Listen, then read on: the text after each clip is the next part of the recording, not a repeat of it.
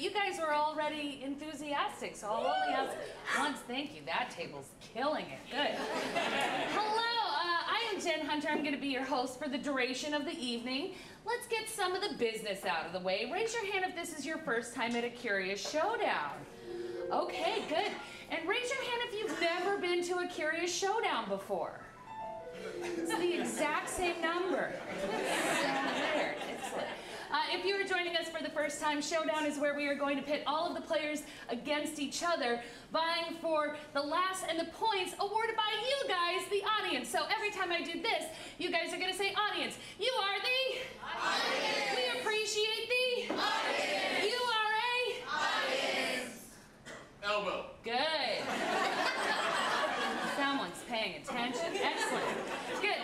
And the way that they're going to be earning your points is by making up games and scenes and songs, all inspired by suggestions we get from you guys, the audience. You heard correctly. We are working without a script tonight. It's all inspired from your suggestions. So let's warm you guys up. From this half of the audience, yell out on the count of 3 your favorite color. Ready? 1, 2, 3. You guys yell out your lucky number. 1, 2, 3. Yell out your favorite vacation spot. 1, 2, 3. Yell out your name. 1, 2, 3. Yell out the name of the person you came with. 1, 2, 3. Yell out the name of the person you wish you came with. 1, 2, 3. Good. Hopefully you said the same name twice in a row. Excellent. All right. So those are your jobs, is to laugh and to yell out suggestions. I have jobs, it's to call time on all the games and get those suggestions. We also have some other amazing people that are going to be running the show. Over here we've got Canute on keys. Yeah, give it up for Canute. He is also making up everything on the spot over there on his keyboard. We also have the lovely and talented tech booth up there. We've got Anthony. Give it up for Anthony. He'll be doing sound effects and everything you see on your screens. We have Morgan over there in our box office. Hi, Morgan. 1, 2, 3. Hi, Morgan. And we've got Luke up there who is streaming this all out to the internet. Say hi, internet. 1, 2, 3. Hi, internet. Excellent. All right. So, tonight is a scoring game because what is art without judgment? So, when you see a game, we are going to score from a level 1 to a level 5. Level 1 was like, Jen, you said it was improv. We believe that that was probably improv. Level 3 is, oh my gosh, I was giggling and that was fun. And level 5 is like, how did they do that? That was too much. And so we are going to practice scoring right now. Let's score my hosting. So if you thought it was a level 1, you would clap at 1. If you thought it's a level 5, you'd clap at 5 and all the way up. So only clap for one of them. Is my hosting a 1? Kendall is our volunteer, and he does every single thing. Is it a 2? Is it a 3? Is it a 4? Is it a 5? You are correct.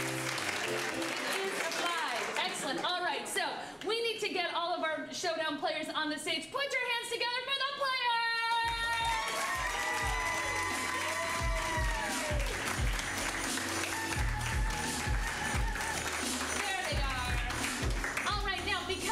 Competing against one another, we are going to give them the opportunity to harness in your love and affection so you vote highly for their games.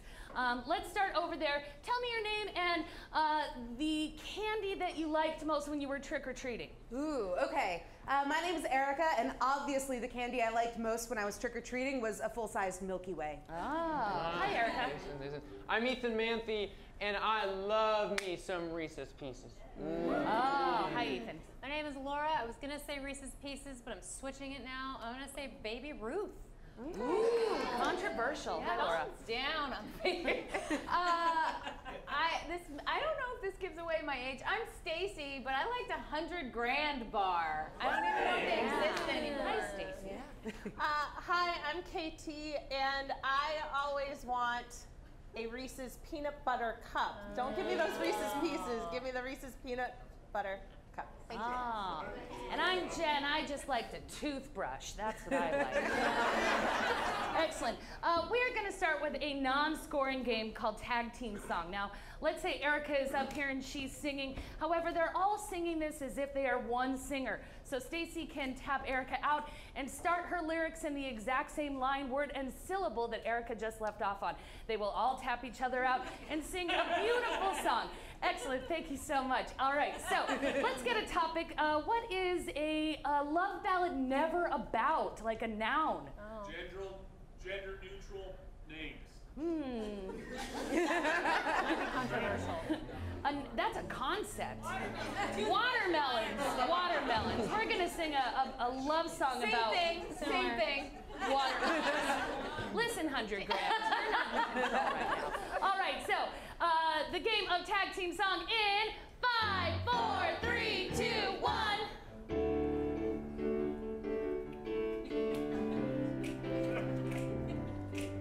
Hey Chris, I think that we are chillin'. I want you to come over to my picnic and eat my watermelon. Well, I don't care if we are invaded by ants, as long as you still get in my pants. You're my watermelon, so big and juicy and sweet. You treat me so kind. Now get underneath this rind and let's make purple inside.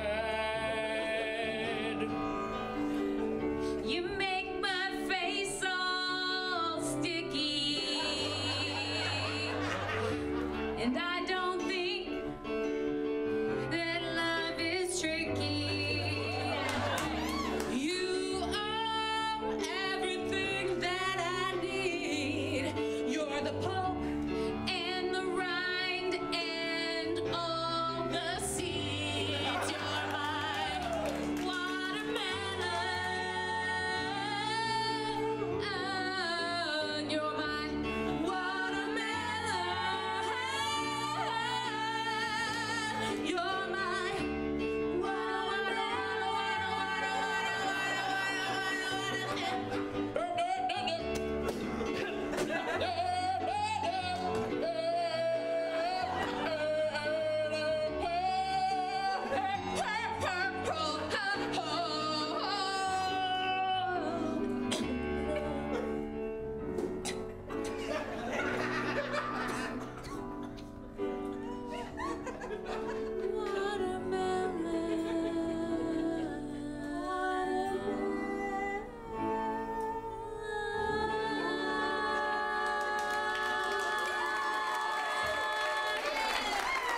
Fantastic! Give it up for the game of Tag Team Song like you mean it! There you go. Excellent. Now, I told you it was a non-scoring round, but I'm in charge, so I get to do whatever I want. I am going to give, because you guys clapped for their rhymes, I'm going to give Laura a point and KT a point. I think the gentleman that said elbow was definitely clapping for the one. Excellent. All right. Let's get Ethan and KT to stay on the Katie stage. totally stole that rhyme from me, I just want to say. Listen, 100 grand. Stacey is the artistic director of our establishment here. Don't tell them, they'll have high expectations. No, it's fine. I'm going to do it the whole night. She's been in improv the longest of anybody in the entire community. So this is my opportunity to have power over her for just 90 minutes. All right, so enjoy it, Jen. I'm going to, and then I'll be fired tomorrow. All right, so Ethan and Katie, you guys are going to play emotional roller coaster. From you guys, you are the audience. You are going to give me some emotions. What's a high energy emotion from you guys? Fear. Frustration. Fear and frustration. Hysteria. And hysteria. Good, let's get some positive ones that we like experiencing. Obviously, rain. What is it? Marshmallow, the emotion of marshmallow. Ecstasy. Good, ecstasy, yes. Yep, that's also an emotion. Mom and Dad, we have some talking to do. All right, so from you guys, what your boss is usually experiencing this emotion? Anger. And disappointment. Enthusiasm. And then your spouse or your loved one or your sweet boo is experiencing this emotion a lot.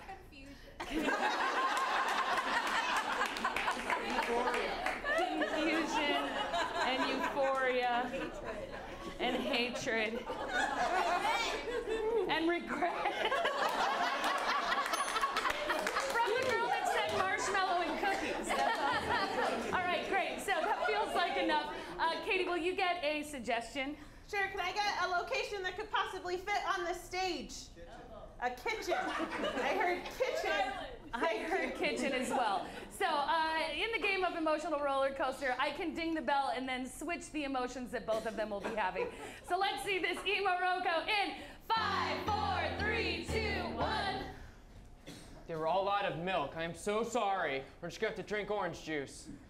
Oh, that's okay. Surprise. I have omelets ready. Anger. Yeah! We had omelets for breakfast and lunch and dinner. It's the only thing I'm capable of cooking! Confusion. What do you mean?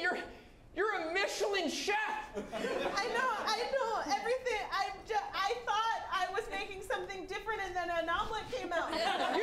You own 3 restaurants in wine country. What the hell's going on with you? Fear.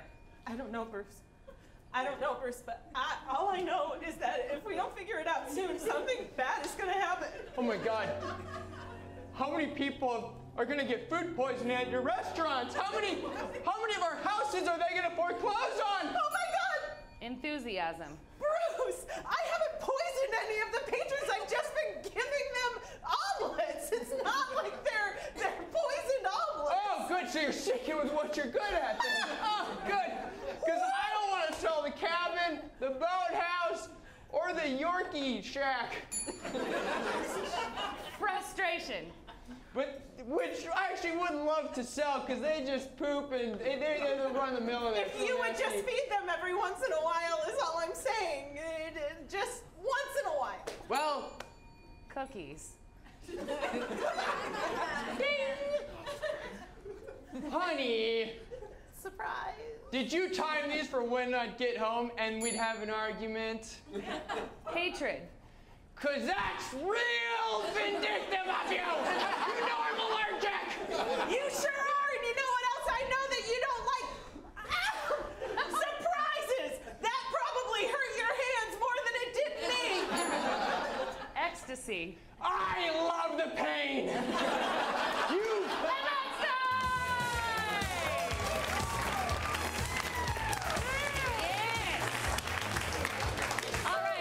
This is going to be a scoring round because you are you get to clap from 1 to 5. If you thought it was 1, it was like, yep, that was, no, it's all done now. We did it. I might do it later, but not right now. 1 is, that was improv, and 5 is a 5. All right. Was it a 1? A 2? A 3? A 4? A 5? Between 4 and 5. This table thinks it's a 5. I don't know what the rest of you think. Let's clap again just between 4 and 5. Was it a 4? Clap now. Was it a 5?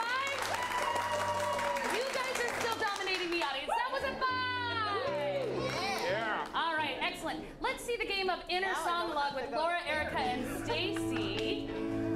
This game, they're going to be doing a scene, and then when I ding the bell and say one of their names, they will sing a song that is the character's inner thoughts that the other characters can't hear. So, Stacey, would you please, 100 grand, would you please get a thing? What's a word that you always spell wrong? There. I heard very clearly from over here, weird. Diarrhea. No? I heard weird first. Good, so we'll take weird as our inspiration for Inner Song-a-log in 5, 4, 3, 2, 1.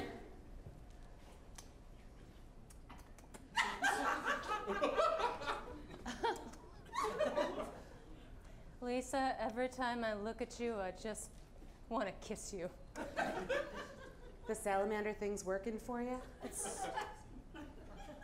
Wow, you really committed. I did. I found this costume on discount at the Goodwill on Lombard and glued some sequins to it just for you.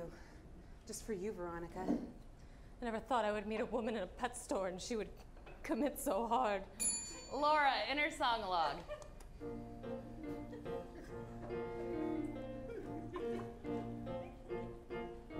When I was growing up, I had spiders and lizards and geckos and spiders and lots of geckos, and all I did was sit in my room and never leave. My mom said, you'd better leave your room 'cause you are acting like a crazy person and you'll never find love if all you love is lizards. And I said, someday I will find a person who'll dress like a salamander. Someday I will find a person who will look at me and gander and say, I love you and I want to be with you under the leaves.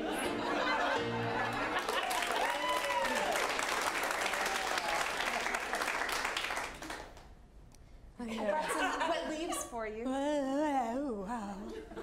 They're in a bag here. I got them from the park. This is, wow. Are you having second thoughts, No, Veronica? no, I am just, this is like a dream come true for me, Lisa. I can't believe this is happening. I can't either. Really? Yeah. Oh my gosh. I mean, I always thought that I'd be alone with my costume box. And Erica, inner song-a-log.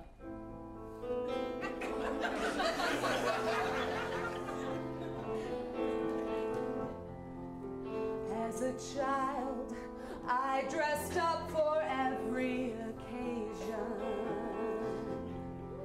I was a princess, a dragon, sometimes other things too. But I never thought that when I was grown up, I could keep going with it. I never thought that I would meet someone like you. But if I'm being honest, a salamander is an amphibian, not a lizard. And now I feel like I'm being taken advantage of. I am slimy, not scaly. I live in the water, not in the desert. And if somebody doesn't recognize my nature, how can it be love? How can it be love?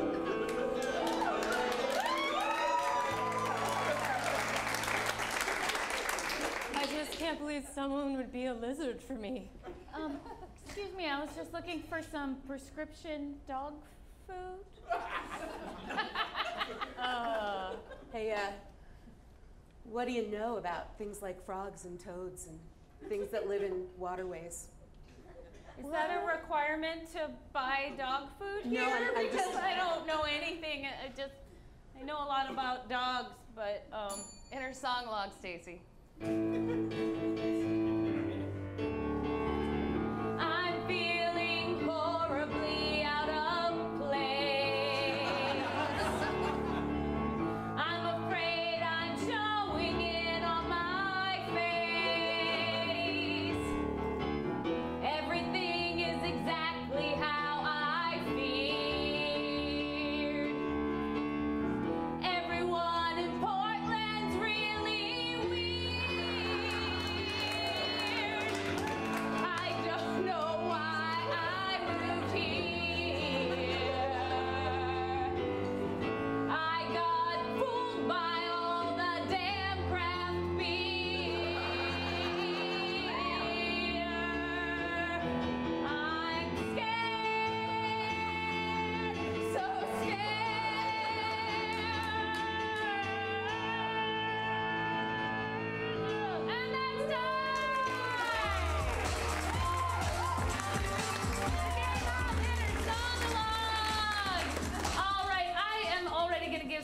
extra point for weird. It was her suggestion, and she got that suggestion to rhyme.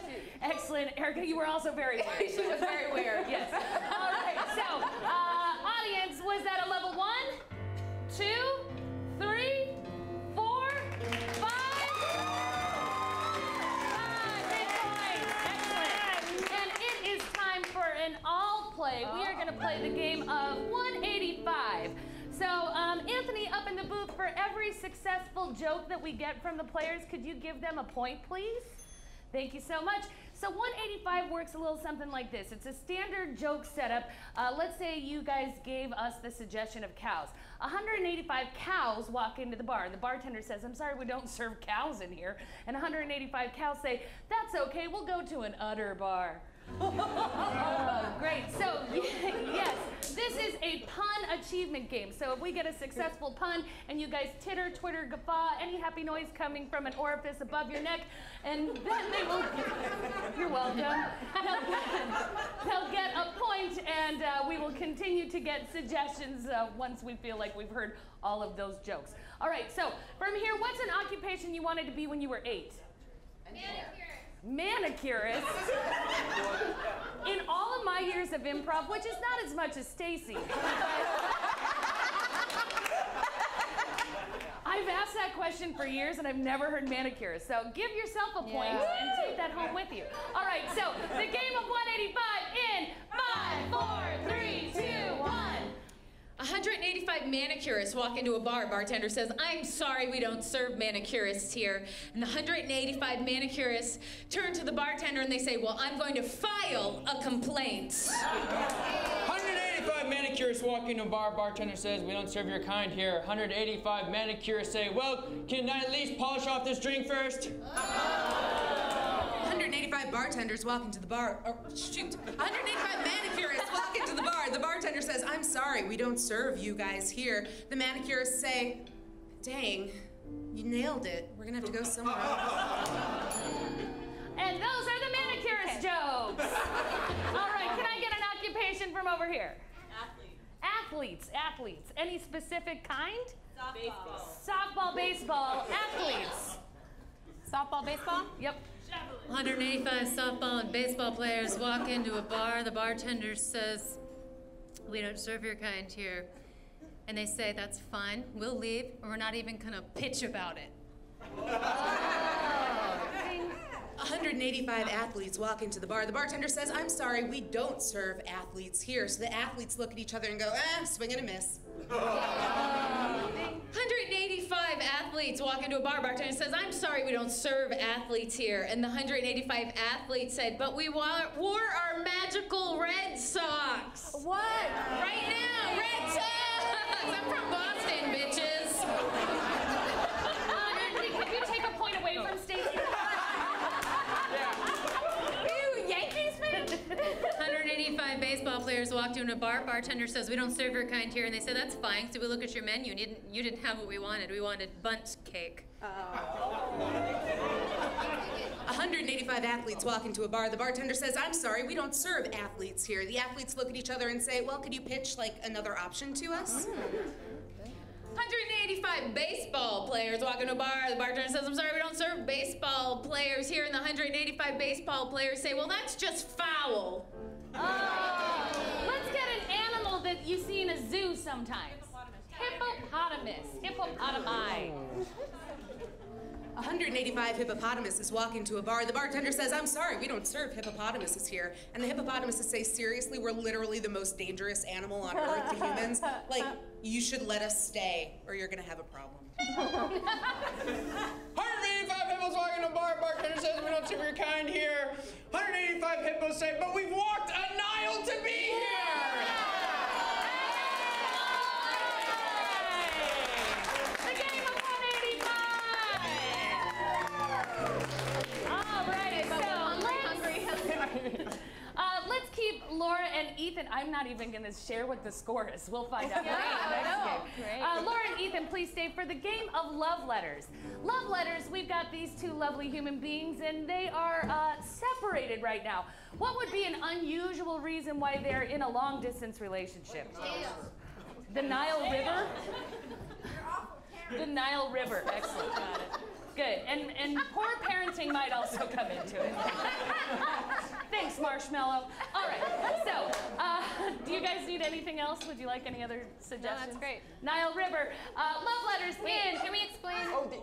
Yeah. Yes. Yeah. Good job, Anthony. Give yourself a point. When Laura or Ethan does this, they are looking for a suggestion to fill in the blank of their love letter. So yell something out and they will incorporate that in. Please don't say elbow. All right, ready? And 5, 4, 3, 2, 1. Dear Jeremy, I sit on this boat, floating down the Nile, and I think of you and our children, and how they said to us when I left, Mom,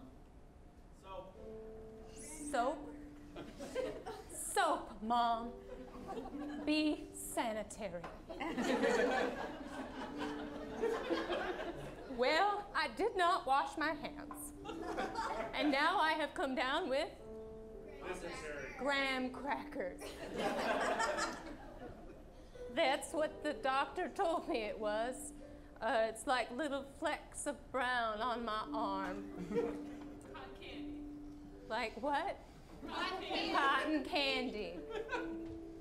Well, at least the cotton candy you had never made sense to me. You said it was flecks on your arm. Anyway, I miss the way you used to call me. Potato. You just looked at me and said, potato.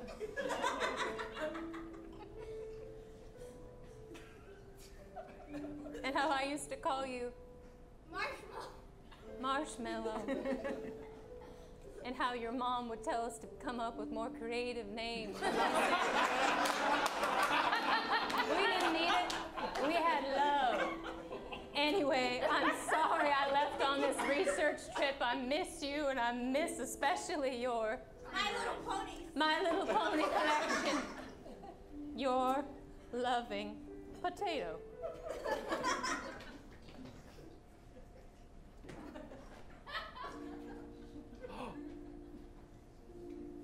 Hey, Potato! I'm sorry you're out on that boat for so long. The pyramid's coming along great. Last week I hired a whole group of SpongeBob SquarePants to help me speed up construction. They're ineffective, to say the least.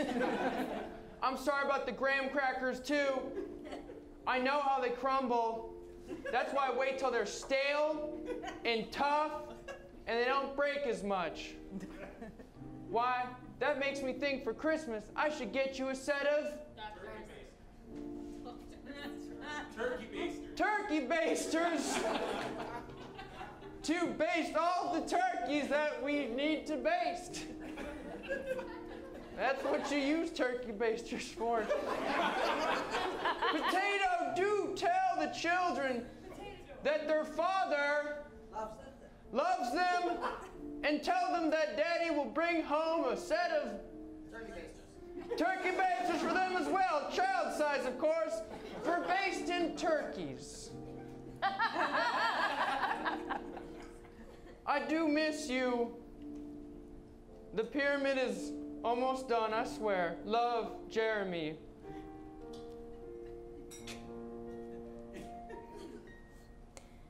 Dear Marshmallow, you seem really chipper.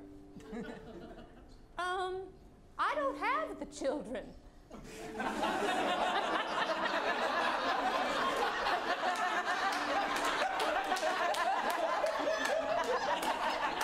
left them with you. So, this is a real quick short note to say, could you please figure that out? Panic.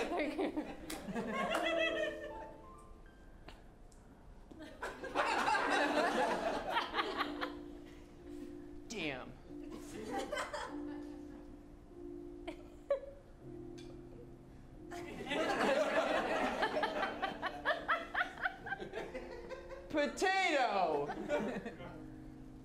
say yet that I love you, potato.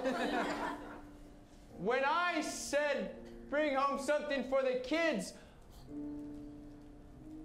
Outdoor school. Outdoor school is where the kids are. Right? I wrote a check for outdoor school. Did we send them to outdoor school?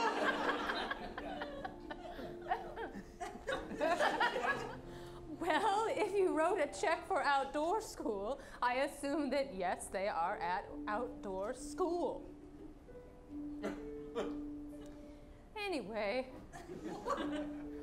I've ordered 75 turkeys to be waiting for us when we get back home.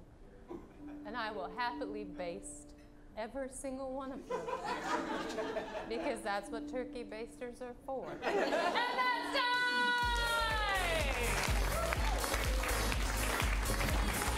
All right.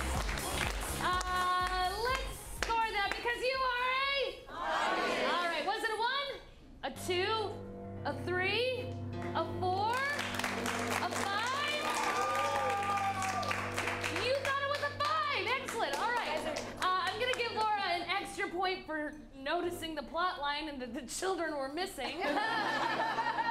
Also, if you're hungry, because there's so much talk of potatoes and marshmallows and turkeys, we do have a full bar staff and a full awesome menu. Give it up for your bar staff!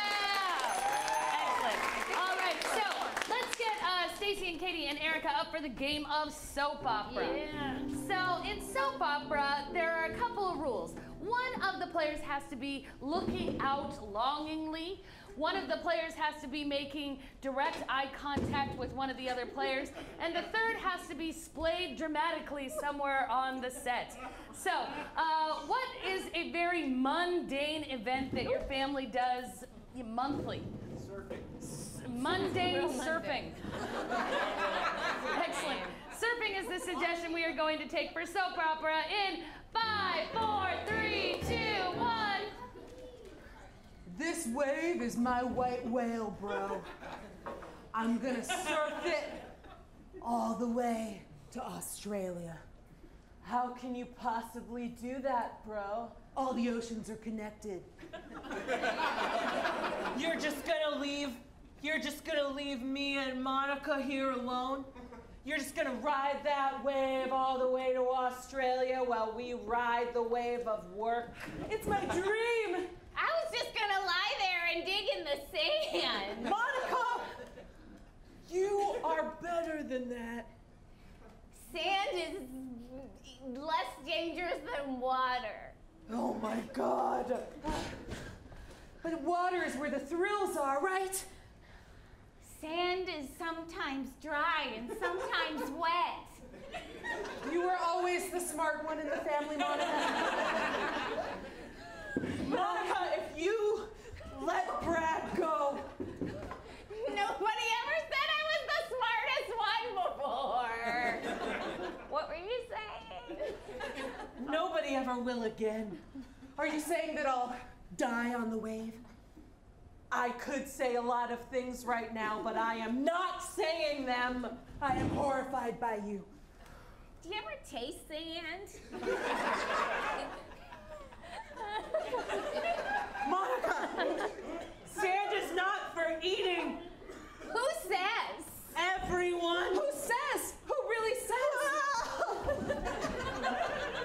I've never eaten it before. Does it taste like pomegranates and love? Why don't you try it? Oh, that's gritty. It's gross. Maybe I'm going to get on the wave before you can. And I'll leave and you can stay here with Monica and her sand. You always were the jealous sibling. I'm choking. Yeah, you are, aren't you? I'm choking on sand. You gotta do something. Do I? Yes. Do I have to do something? You have to do something. Or can we just let whatever's gonna play out, play out? Do something. You can surf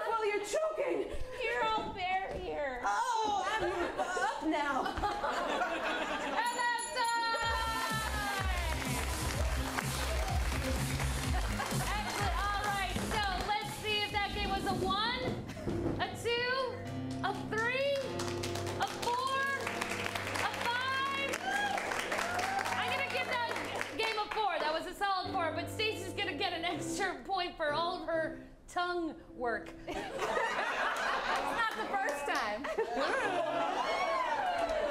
It's the first time for me. Over here. All right, so we are going to need an audience volunteer for our game of Day in the Life. Good. Can I have you come on up?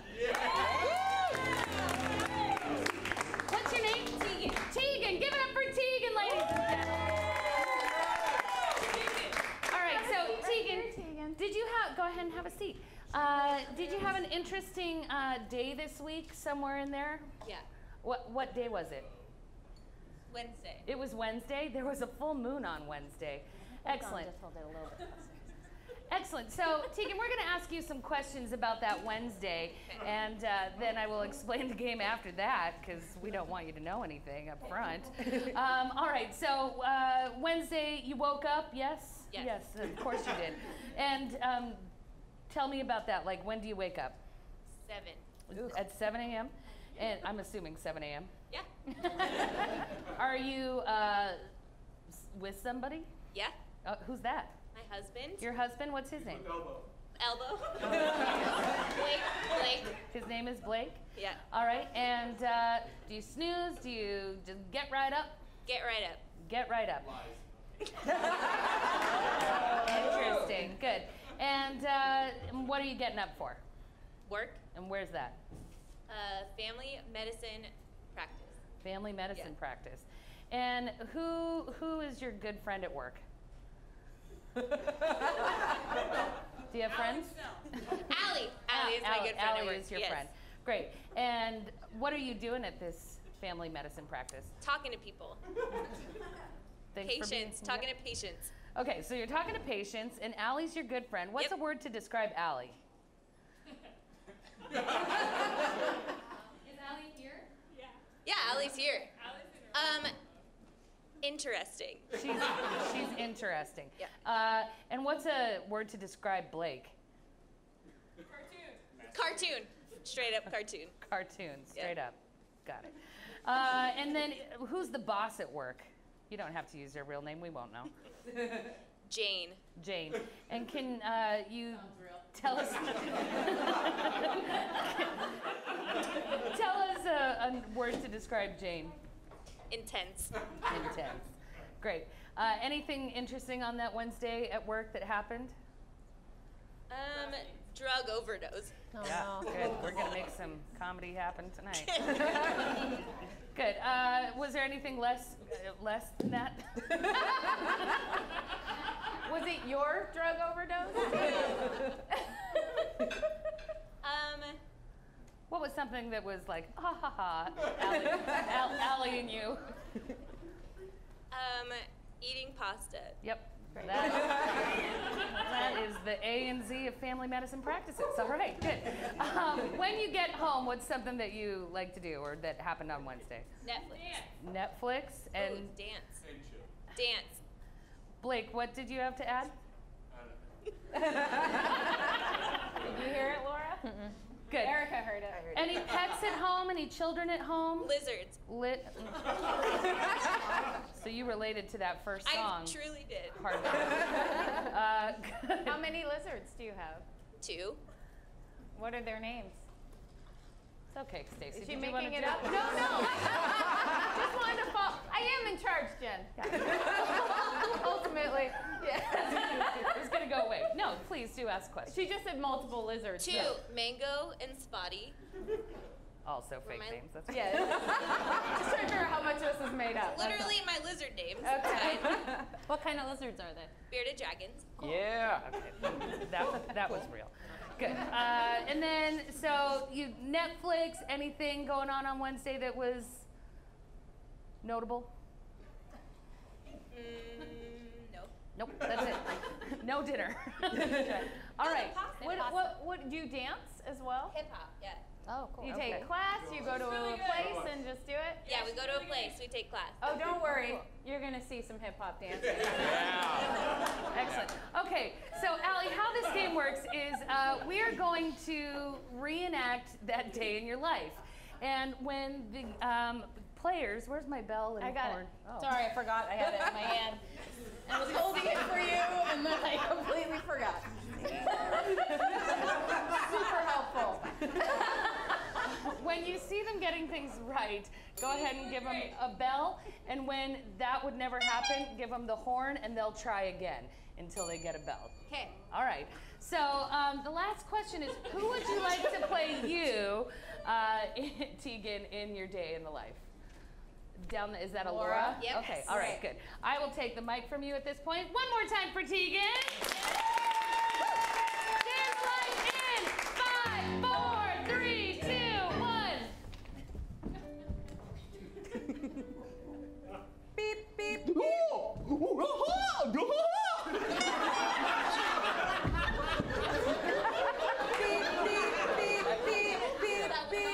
I'm already up, Blake. Don't worry about it. I'm super up and I'm making breakfast right now. What? Don't worry. Okay, so here's the thing. If you do that SpongeBob laugh one more time, you're not sleeping in your bed. Fine. You know what? I'm gonna go talk to people. We don't talk like cartoon characters. But I love you. Hi. I'm so glad to see you. Good to see You're such you a good again, employee. Monica. You're Great. such a good employee. Good, you're very close to me. I know. Yeah, that's very good. I just like to make sure that you're talking to people appropriately. Thank you, boss. Oh my God, can you believe Jane? Also, I have a lot of facts about stuff that you're gonna find fascinating. I am so excited. Please, I have my journal to write them down in. Did you know that the great owl? The great horned Horned owl. owl, yeah. The great horned owl exists in a lot of places. You are You know that Danny and Rebecca? Did you know that we were both put into the super advanced hip-hop level tonight, even though we started at the bottom? They were just like, we think you should go to the top and teach for us. Oh my God. I'm gonna see you after work. Okay, I'll see you there. Okay. And then remind me to tell you about Bobby and Eleanor. No way! Yes! Oh my gosh! Hey, Blake. No. Oh, hey, Blake. Oh, hi. Thanks for bringing my... Is that pasta? Did you bring pasta for lunch? I brought pasta. Yo, we're gonna have pasta in the break room. Yeah! Is that some pasta? Yeah, I put it on my head. Like you're such a cartoon character. Hi, Monica. Oh my God, hi Jane. All right, welcome to hip hop dance class tonight. I will not be teaching. I am gonna let Allie take over from here. I am quitting this profession forever because of how good Allie is at it. I can't help it. All right. This is to all the single ladies, and a 1, 2, 3, 4, 5, 6, 7, 8.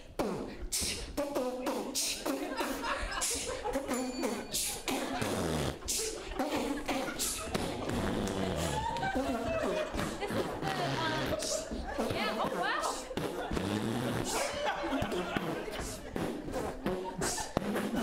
Oh my God, can you please tell me about Danny?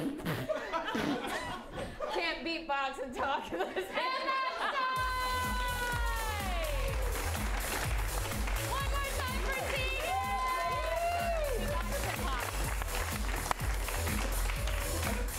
Tegan, at intermission, make sure you go see Morgan, our house manager. She's going to give you 2 tickets to another Curious Comedy show. Yes! To make up for this one. I'm kidding. No, I feel like Blake was laughing hard. That was an accurate portrayal. Nobody said elbow once. So sorry. No one did. Good. All right, but minus points to you for not bringing in the 2 lizards that you were so worried about.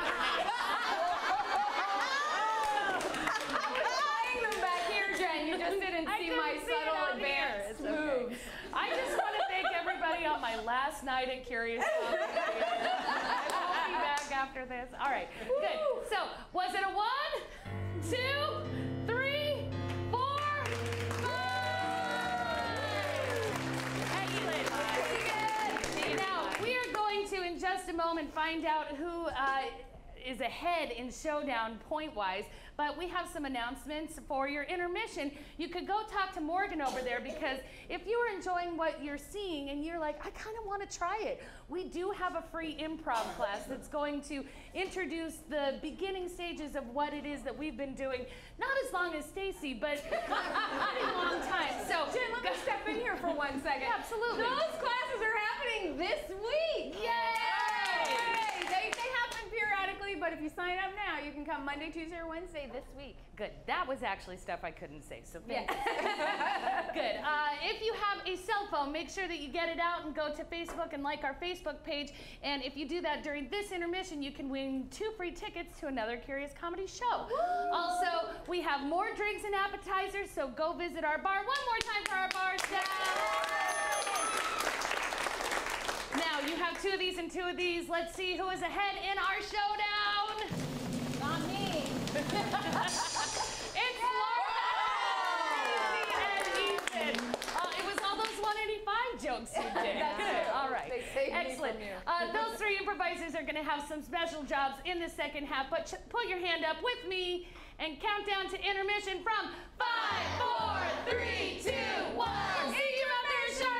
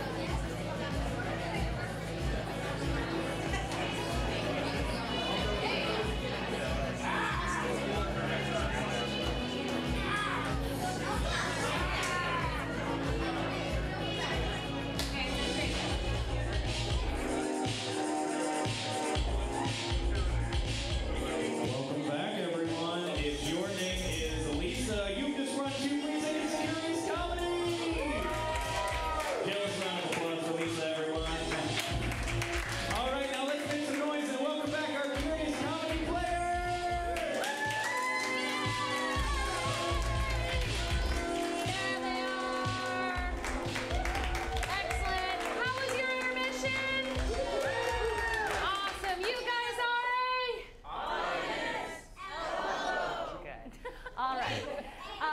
So we have a totally different half in Showdown. This is called Director's Cut. Could I get our first, second, and third place directors to step forward? We're going to be directing, they will be directing, completely improvised movies, and they'll get some suggestions for inspiration. Stacey, would you like to start? Yes. Can I get a suggestion of what was your high school's name? Okay, I heard Riverdale. Where is a place people live? Like what kind of structure? I heard houseboat. I will take houseboat, thank you. Good. Laura? I need a city in the United States. Boston. Where is Kelso? An hour north of Portland in Kelso. And then I would like the name of someone you knew in high school. Paul.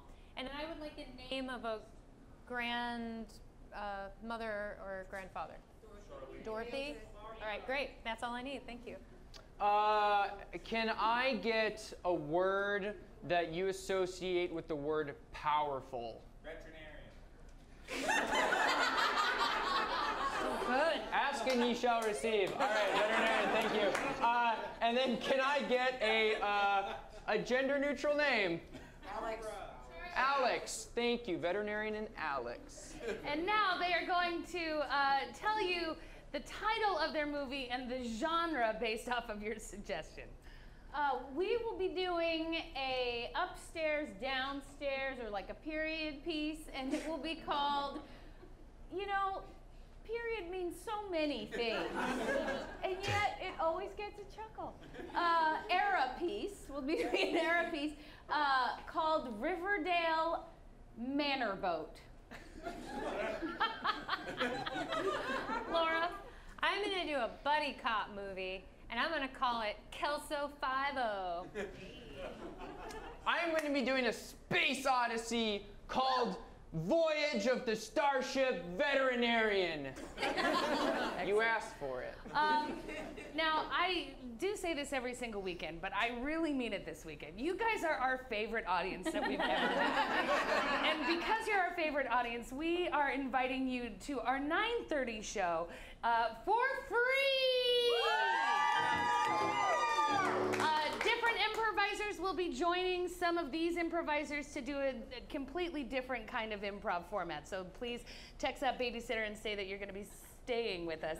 For Director's Cut, you will watch Act 1 of all of these movies. We're going to start with 100 grand over here. Give it up for Stacey! We open in the parlor of an elaborate manor boat where the mother of the manor and the daughter are having tea. I feel your gaze judging me, Mama. Good, because my gaze is judging you. I am judging you actively. What have I done now, Mama? I try to be a good daughter. I don't like the way you hold your teacup. And I don't like the way you're about to turn 18 without a single prospect. Meaning a gentleman caller. Meaning any sort of suitor coming to your door. Mama, it's not for lack of interest. It's just the things I like, the suitors you've introduced me to don't. I like... Oh, the suitors I introduced you to don't like your likes. What do you think I had to deal with, Samantha? Mama, it's the modern day. It's 18... Women should be able to be into things like archaeology and scrapbooking. In my day, women weren't allowed to say the word archaeology. I'm sorry, did our daughter just say archaeology? Forgive me, Papa. Would you like a biscuit? I cannot erase the fact that you said that word in my home. that's floating on the water.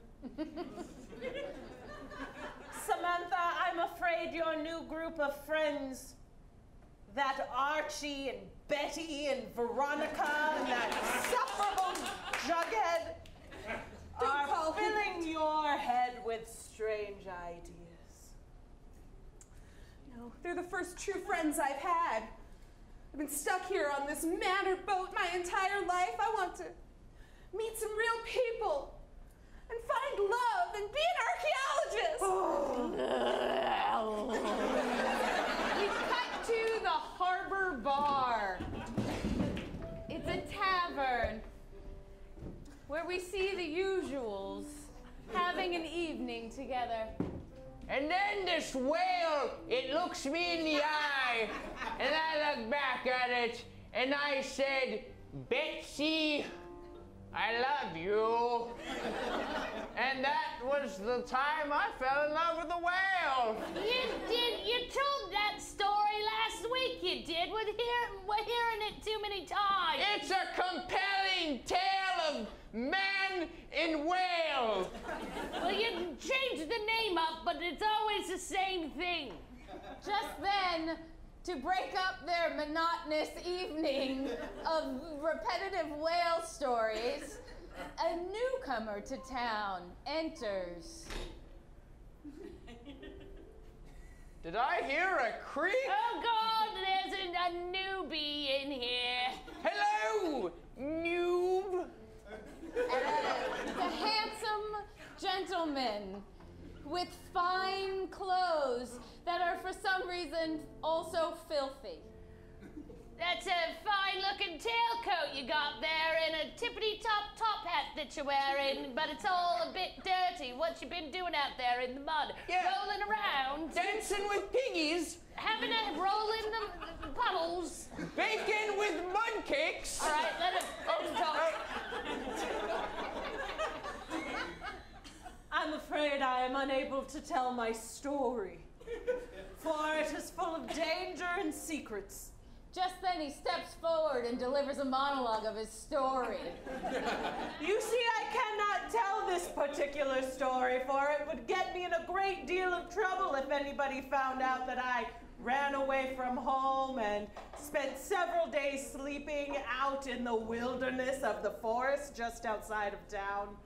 It's not a forest, but yet just some trees that block the rich people from you. And I spent a good couple nights in that gathering of trees. Where he dug into the ground and found something special. Where I dug into the ground and found something special. Love? A whale? Alas, neither of those things were living inside the ground. Oh, well, that's the only kind of story we hear. Yeah. So. As he describes his finds in his informal dig in very, very specific language, the daughter enters unseen. You see, the things that live in the ground are things that used to live above the ground, such as animals, and things we like to call dinosaurs. I have dug up the largest dinosaur bone that is yet to be dug up in 18... A diplodocus? You dug up a diplodocus? I'm sorry, A diplodocus, it's the largest Native American dinosaur breed. I'm sorry, I'm but an amateur archaeologist. I shouldn't have interrupted. Are you allowed to say archaeologist in this establishment? Yeah. This is a rundown bar. We don't say that word. But there's a real one right here. I don't know that I would call myself an archaeologist. I simply slept outside and dug in the ground. But sure, yes, I am absolutely an archaeologist and have done my proper training. Take me to the dig. Petticoat, petticoat, pants. Ooh. That's worse than saying archaeologist wearing pants. This bar's going downhill.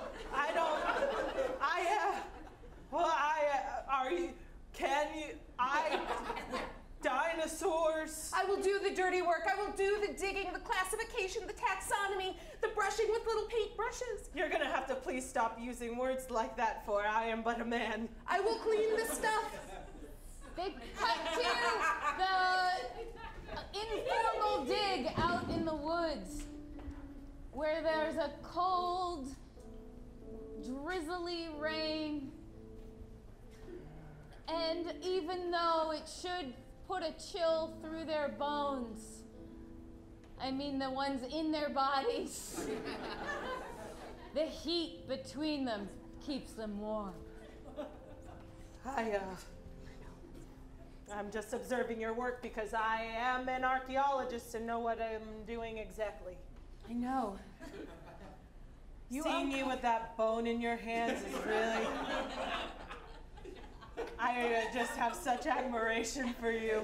Stroke it, feel the quality of the preservation. Oh, the quality is high on this bone. This is a bone that had some sense of permanence. It didn't go away too soon. It's still here today. I think this bone is gonna last forever. It's erupted out of the earth just so we could find it. And as their lips get closer and closer,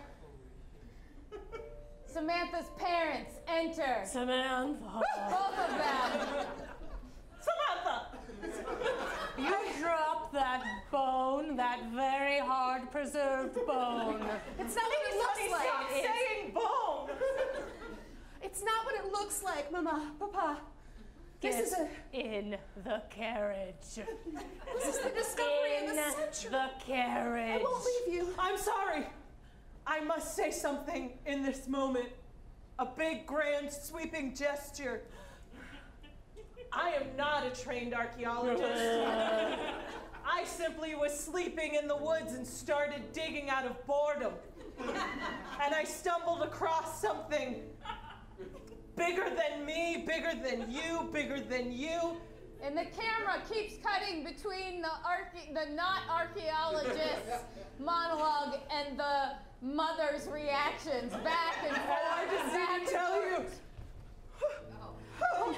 I found that this giant bone is equal to my giant love for your daughter, who is the greatest archaeologist I have ever seen.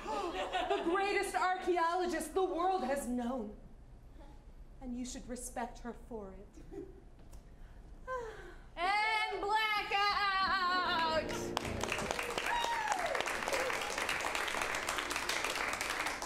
We open on the Kelso police station. Dorothy Sampson is sitting at her desk. She's been at this job as chief of police for about 1 week. She left Portland because it was too weird. So now she's in Kelso. your coffee. Thanks.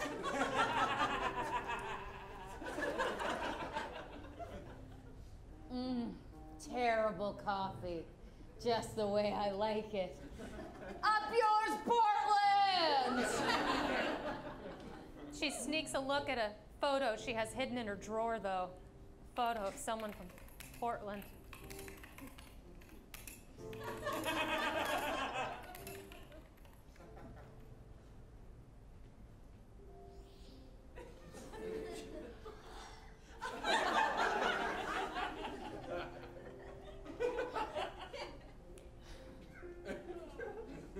Just then, a young, strapping young lad walks in named Paul Glaston.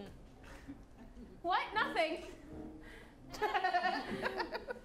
Chief, Yes. just, reporting, you asked for me? Oh, yeah. I asked for you to come into the office. That's what I did. And To now talk we- about- To talk about The thing, the thing we were that I going wanted to talk about was... there's a case. Oh, good God. I need you to take care of this. How bad of a case is it? It's the worst kind of case there is. Why are you making me do this? It's my first day on the job. I haven't even spoken to HR yet. I needed you to take this because I need somebody who's open-minded. Everybody else has been judging me since my last project was in Portland. What happened in Portland? Nothing, it's just Portland. Oh. And everyone here in Kelso hates Portland, and therefore they hate me.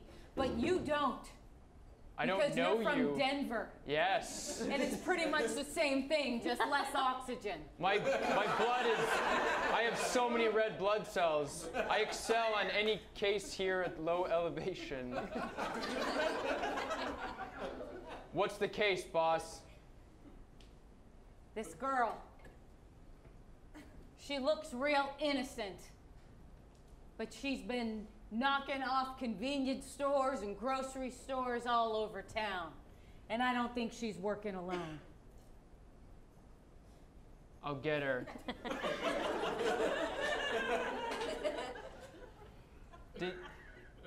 So Dorothy decides to join Paul, and Paul and Dorothy go to interview this woman. I'll work on the case with you because I can't trust anyone else. And I'll drive myself. Okay. I'll walk along next to the car. So, Dorothy, why don't you just, what's the name of our suspect? Meredith. Meredith! Meredith, get on in here. Woo! Ah, can tell you like the hot seat, huh? Yes, I do. So, what were you doing October 13th at 8:30? p.m. Oh. I was just drying my hair with a new Dyson hair dryer that I got. You don't look like you can afford that kind of technology. It was a TJ Maxx. They do have good deals there. That checks out. Listen, boss. Yes. Can I try a new technique that I learned in academy? Yes. All right. Okay. Can you please tell me? I really want to know the crime you did. I've been knocking off stores. What just happened? That was amazing. Who's your accomplice? Give him up. Come on. No. Look, we can just book you for the rest of your life, as is the sentence for knocking off stores. Yeah. You don't know the difference. Or you can tell us who put you up to it. You smell like Werther's Originals. It's nothing like a good butterscotch candy. Oh. Oh, I can't give him up. I love him so much. Oh, it's an emotional affair. I see. We once watched a movie where two people knocked off stores and then made love, and we thought it would be fun. Bonnie and Clyde? I don't remember. Did you watch the end? Did you watch the end? Did you see what happens to Bonnie and Clyde? It's not a happy ending. Just then, in the middle of the interrogation, her attorney enters the room. It's an attorney from Portland, an attorney that Dorothy knows well. Oh, hi. Hi. Thank God you're here. Not that kind. I mean, like Dorothy knows well. Oh, hi. Hi. I'm Dorothy. What? Hi. Long time. Yeah. No see, Forrest. I know. I've been running. Down the east side Esplanade. Maybe away from you. But I've got a client now. You look great in those yoga pants. Thank you. You like my bun, too? I've been growing it out. Yeah. Lululemon. No. Goodwill. Oh, God, it's so Portland. All right, sidebar, Chief, sidebar. What's going on? You're getting all weird and... And we cut to the chief by herself at home, just having a total meltdown.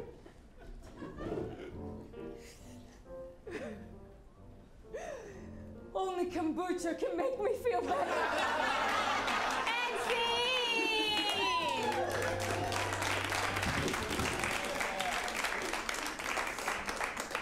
The year 2852 aboard the Starship Veterinarian. These are their stories. Captain Alex approaches the bridge and does an assessment of the spaceship.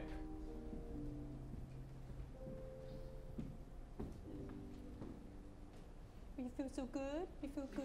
You feel so good? How you doing? How you doing? How you doing? This machine's working well?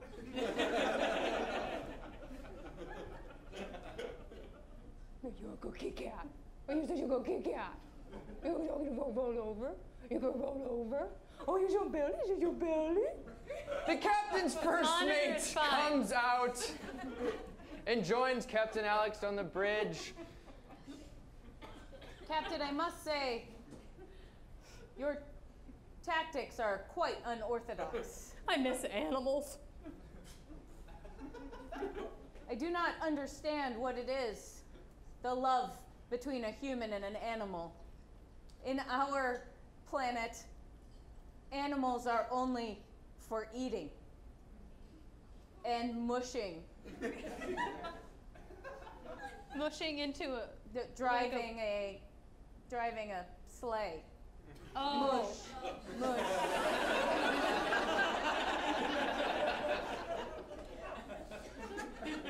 Well, on my planet, an animal can be a companion. It will lower your blood pressure, ease your day, give you a reason to live. They're family. Sounds like a codependent relationship. In our country, planet, in our country, on my planet, we believe each person should be an individual unto themselves and not rely on anyone at any time. Miltar. Yes, Captain. I'm glad you're here because that logic keeps me grounded. Captain! Captain, I'm so sorry to interrupt. I know this is your quiet time, but I wanted to inform you that we have found some life forms that you are looking specifically for. We have them detected on our screen. Yes. Come on. Yeah. Tell me more. Tell me more. Okay. Can we find it? Can we find it? Yes. Can we find something? I have more information. Yes. There's fur on them. They walk on all fours. Yes. And they respond well to positive reinforcement. It has been 50 years since I've seen an animal. May I have a treat? Yes. Yes. There's a split screen where the captain is on one side, and then on this side is the alien species, and they're doing like a teleconference thing that they do. Captain, I'm receiving a message from the alien life form. Great. Shall I bring it up onto the screen? Yes, please. Thank you, Miltar. It's a distress call coming from the aliens. Seems they are in distress, Captain. SOS. Yes. There were crinkly things on our planet, and now they're gone. There's no more crinkle. Just soft. So much soft. I'm trying to crinkle. Can you decode this message, Miltar? It sounds like an emergency without consequence. They are complaining of a lack of crinkle. The aliens heighten the tension with a more life or death situation. We cannot reproduce without crinkle. This will be the final generation for us. And Cats will close on Broadway.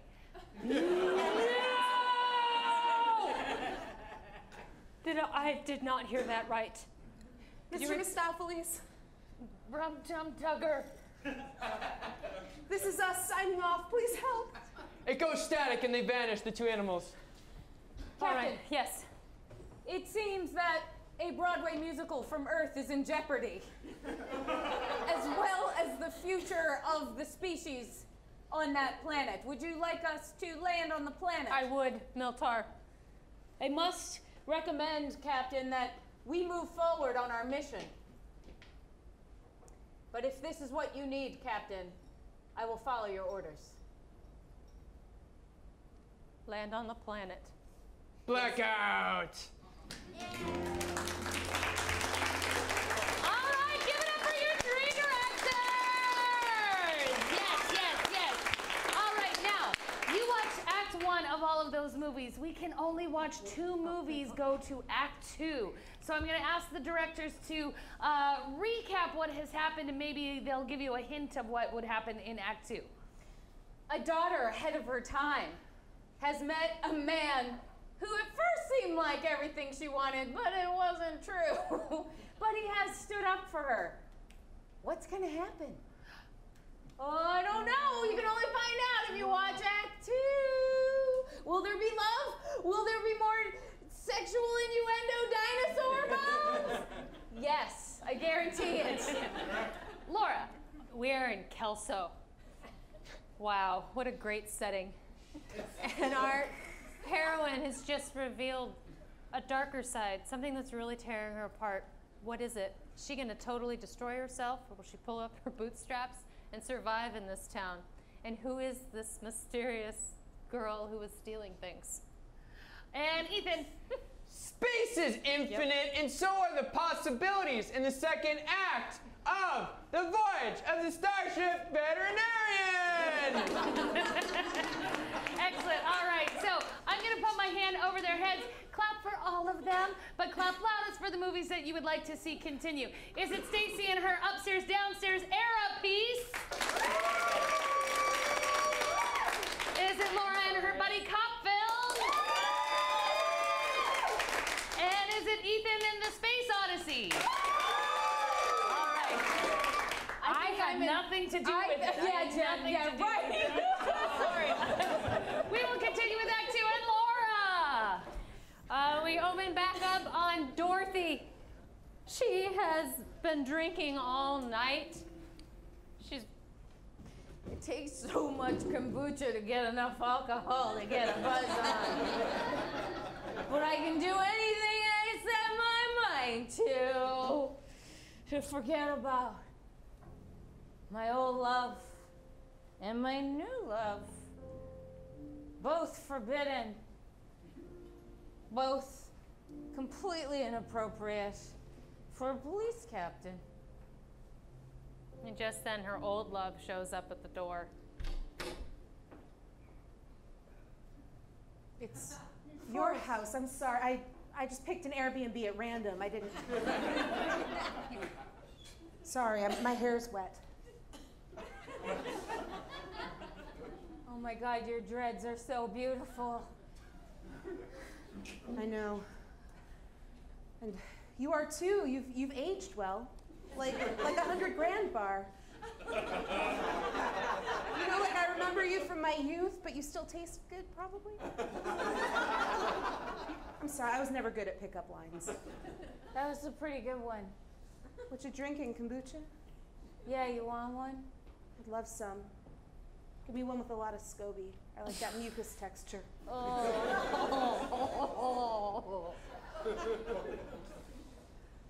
How's it been here up in Kelso? It hasn't been good, Forrest.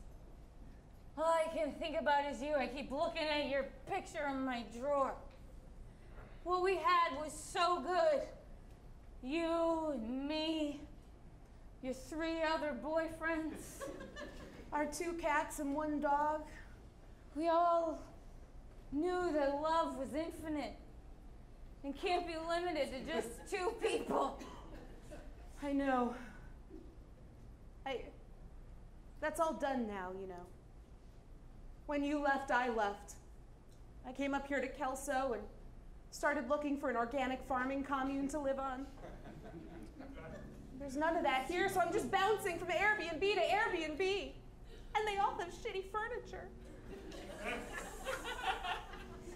Is it all IKEA bullshit?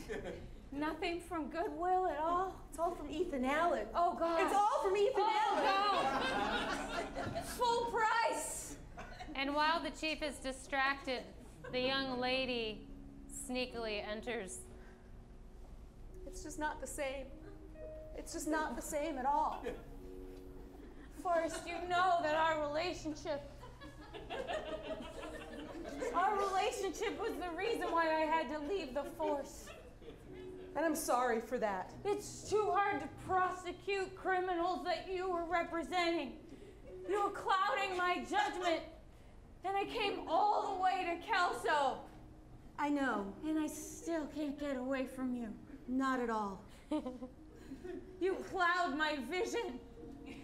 You cloud mine. Scobie, sorry. Ooh. Listen, I know it's gross. I know I'm wrong to be here, but can I stay? Just for one night on your blow-up mattress? That sounds like a bad idea. Yeah, but if Airbnb finds out, I'm gonna get in a lot of trouble because they still rent out my place and sleep in my car when somebody wants to rent it. It's okay. It's okay. And then the chief thinks back to a few seconds ago when she heard another voice in the house. That sounds like a bad idea. Wait, I thought that was my inner voice. You always had a very verbal inner monologue. Step aside, Forrest. And scene!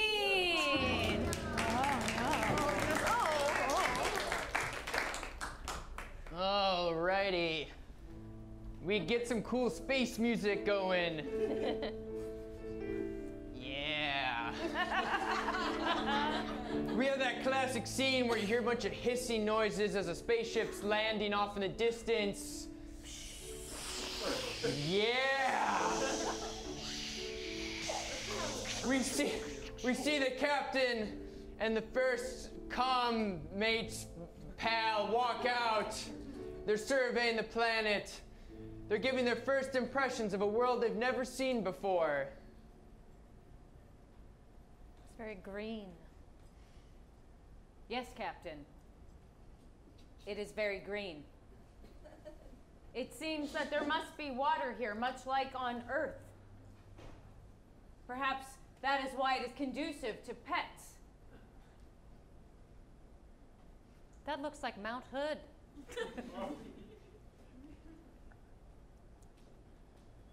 Captain. What? We are on Earth. Dun, dun, dun. We have somehow traveled all the way around the universe and back again. Oh, God. Oh, God. What? No. Suddenly, a walking dog that's president of Earth comes out.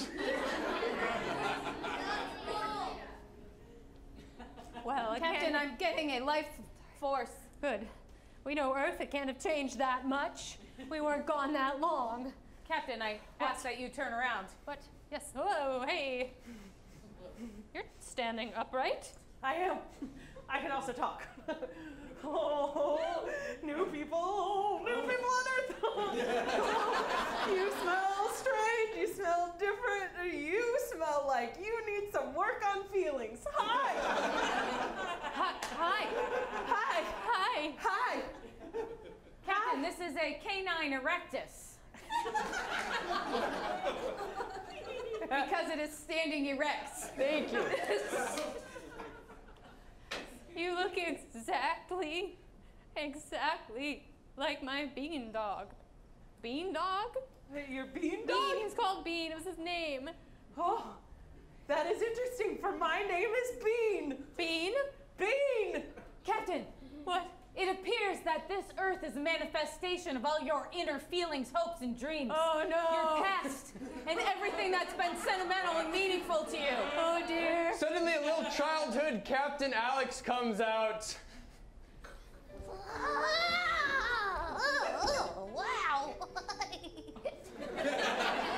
Oh, I was adorable. Wow! You look like me, but like you've had some time go by.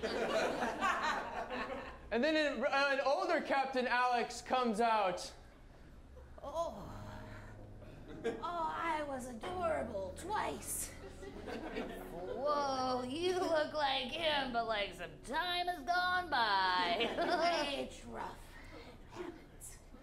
All of our humans on this planet look either like that, or like that, or like that. None of them look like that at all. What is this?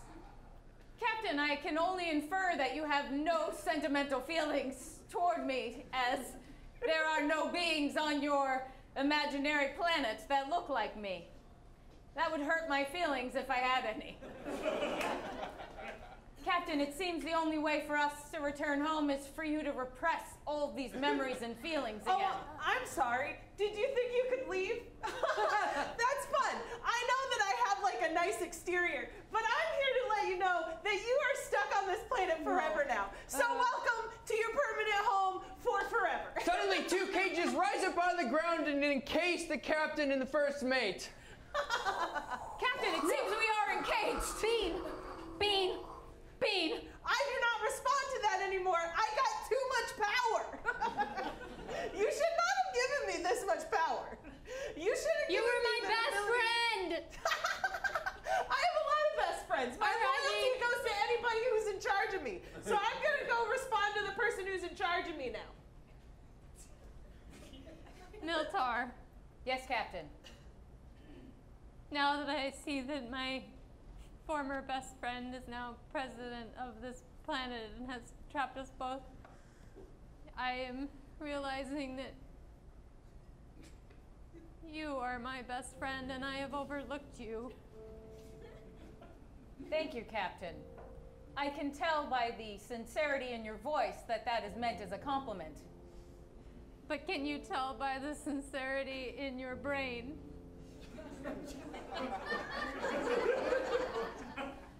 Sure. Blackout! Yes! Give it up for Stacey and Ethan! Nope, Laura and Ethan. Well, Stacey's good too. All right, so we can only see one movie go into their finale, so the directors are going to recap and give you a hint, and then voting will commence. Laura. Man, there's so many double crossings going on in Kelso 5-0. What is she doing there for real? Let's find out. And is that her real voice? Ethan. Woof woof, what's gonna happen? Pretty good. All right, clap for both, but louder for the movie that you would like to see continue. Is it gonna be our buddy cop movie?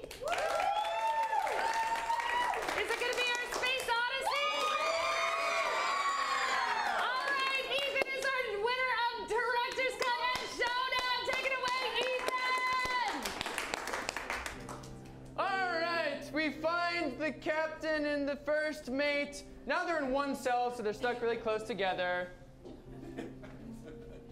They found friendship at last, but can they break out of her mind? Captain. Yes, Miltar. I find that our predicament has awoken something that I can imagine is only akin to a feeling. While they're doing this, a dog is just like running around, peeing on things, chasing a ball. Describe this feeling. It feels warm in my chest, around where my heart would be if I had one. Well, it's making me want to pet this dog.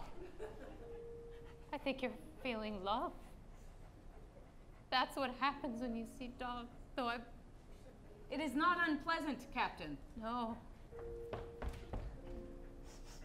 They can be the light of your life. Yep. To validate you, make you feel wanted, but I've been betrayed. I've been betrayed. I can't look at you, Miltar. Captain, I think if what I've read on love is true, that perhaps perhaps you need to love this dog as unconditionally as a dog might love you. How can I love a dog when the last dog I loved took over a planet? It's a good question, Captain. I'm not sure I have the answer.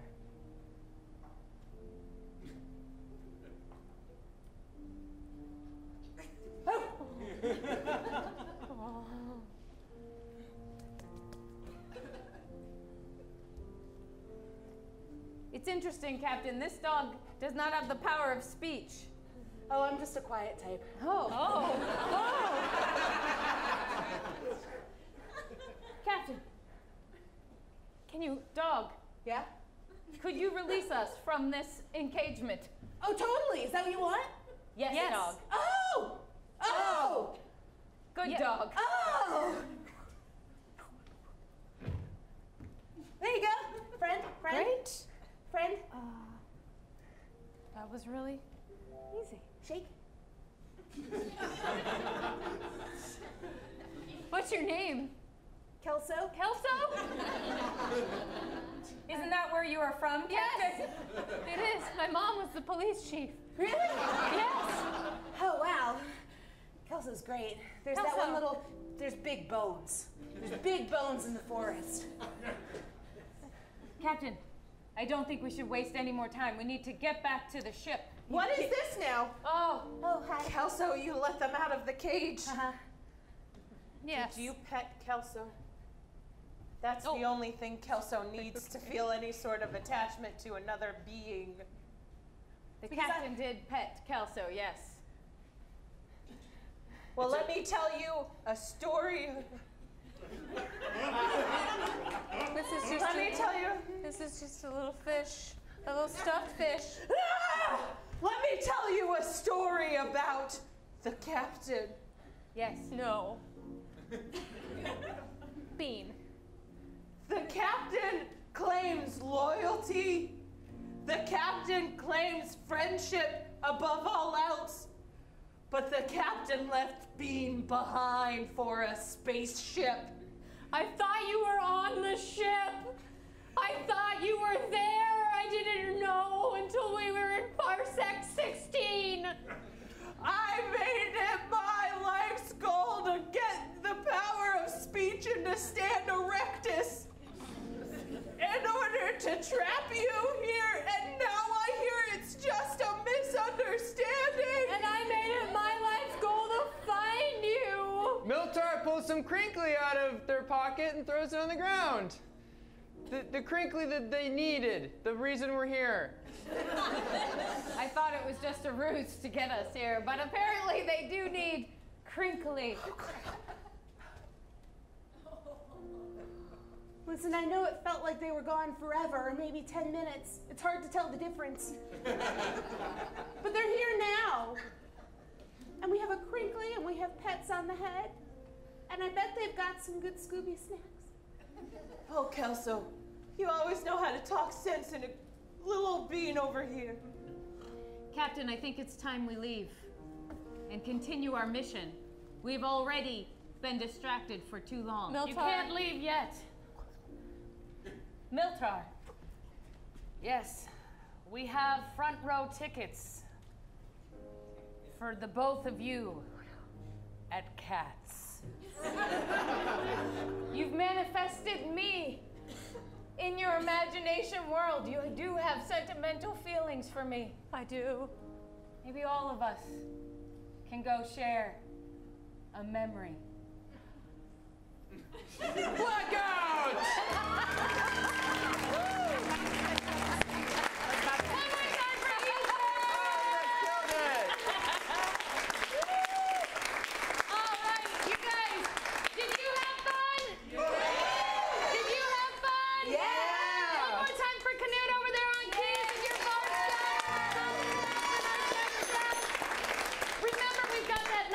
Show. It is the Curious Comedy Theater Spooktacular with new improviser, other improvisers. They are trained, not as trained as Stacey, but they are also fantastic. I just have one thing. Let's give Jenn an extra round of applause. This